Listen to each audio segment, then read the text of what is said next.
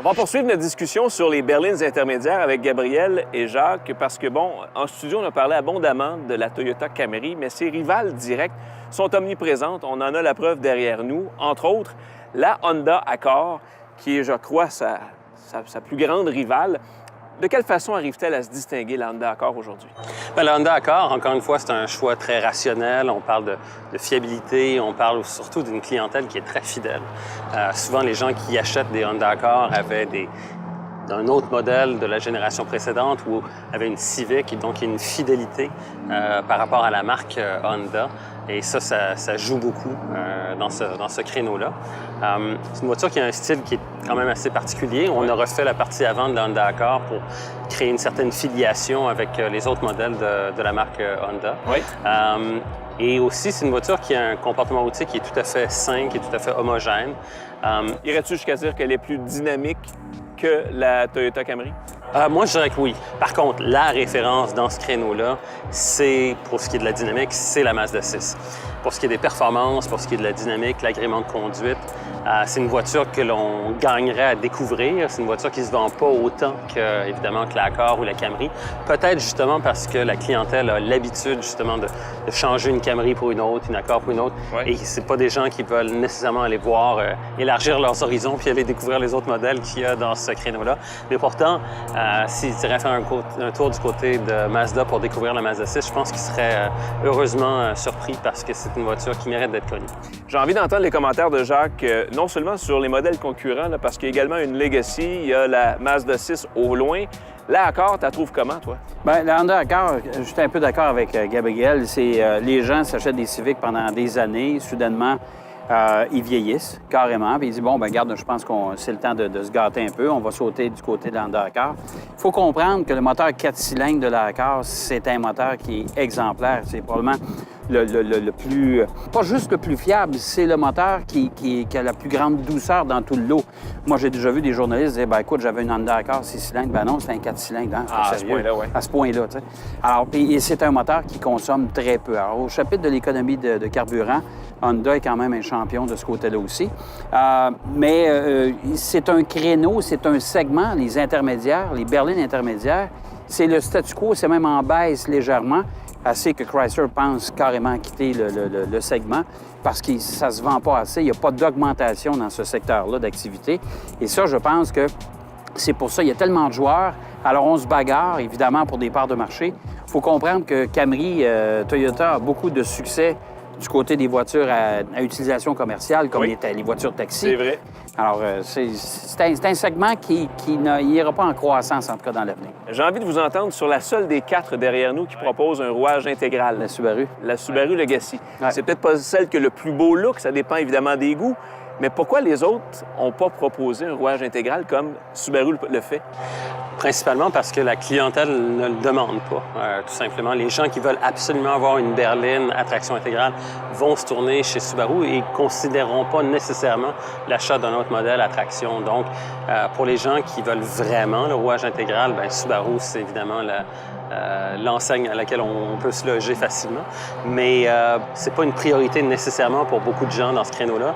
Il y a beaucoup, on accorde aussi une grande importance à la consommation de carburant. Et ça, évidemment, quand on a une voiture à rouage intégral comme la Legacy, on est un peu pénalisé par rapport à une voiture qui est une simple traction avant. Alors, sans plus tarder, messieurs, on va aller essayer en piste la Honda Accord et la Toyota Camry.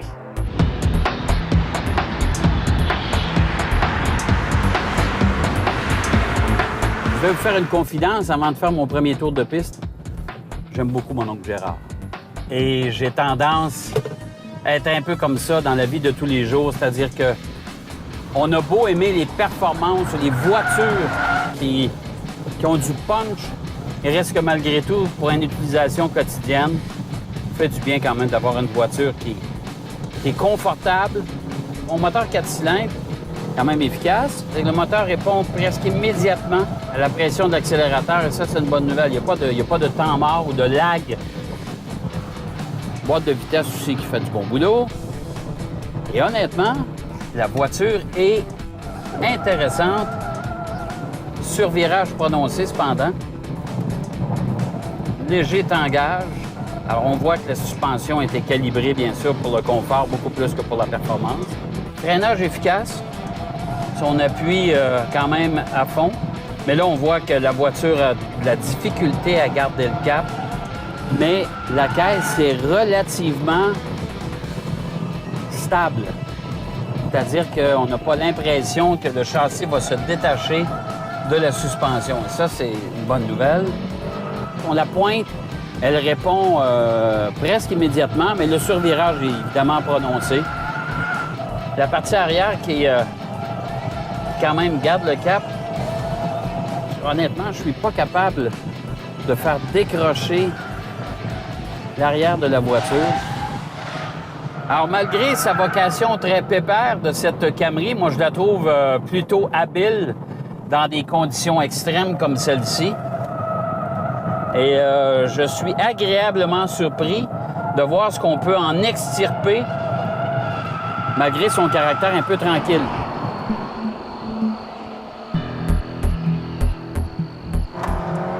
Alors, au volant de la Honda Accord, ce qu'on remarque, c'est que c'est une voiture qui est très homogène, qui a un comportement routier qui est très équilibré, très prévisible. Une voiture qui semble vraiment très solide, presque taillée d'un seul bloc. Et même si c'est pas la voiture la plus sportive ou la plus agile de la catégorie, ça c'est la Mazda 6, elle a quand même un comportement routier qui est tout à fait sain. C'est pas une voiture qui a des prétentions sportives, mais tout à fait efficace, avec des suspensions qui sont bien calibrées. Donc, pas de grande surprise ici. C'est une voiture très efficace et on comprend pourquoi, année après année, c'est un des best-sellers de la catégorie. Moteur 4 cylindres, 2,4 litres, 185 chevaux, jumelé à une boîte automatique, en fait une transmission à variation continue, très efficace. Il y a juste ce qu'il faut de performance côté moteur, pour que la conduite soit agréable. Et c'est une voiture qui, au quotidien, va probablement se montrer très fiable, très efficace, aussi en consommation. Les tests ont été faits. Toyota Camry ou Honda Accord, ou encore, vous ne l'avez pas vu à l'écran quand même, mais il y a eu Mazda 6 et Subaru Legacy. Votre choix se tournerait vers?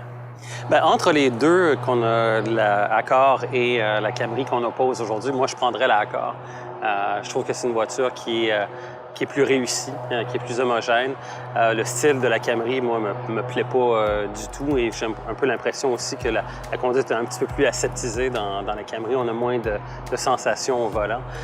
Mais c'est clair que si on regarde du côté du style, de l'agrément de conduite, encore une fois, pour moi, le choix numéro 1, ce serait la Mazda 6. Mais le choix numéro 2 n'est définitivement la Honda Accord. Jacques? Je me laisserais tenter probablement par la Camry, moi. C'est drôle, hein? Mais comme j'ai dit que c'est une voiture de mon oncle Gérard, d'ailleurs, on le salue encore une fois. Oui, il est encore là! Mais elle m'a surpris, cette voiture-là, en piste. Honnêtement, c'est une voiture qui a un comportement quand même qui est plus dynamique que l'ancienne génération. Et c'est pas vilain comme style, comme allure générale, comme présentation intérieure. Et moi, évidemment, ce qui m'attire toujours, c'est la fiabilité. On ne veut pas retourner chez le concessionnaire pour toutes sortes de petits... de bris ou de certains ajustements. Chez Toyota, je pense que ça, on sait y faire. C'est une voiture qui frise de la perfection à ce chapitre-là.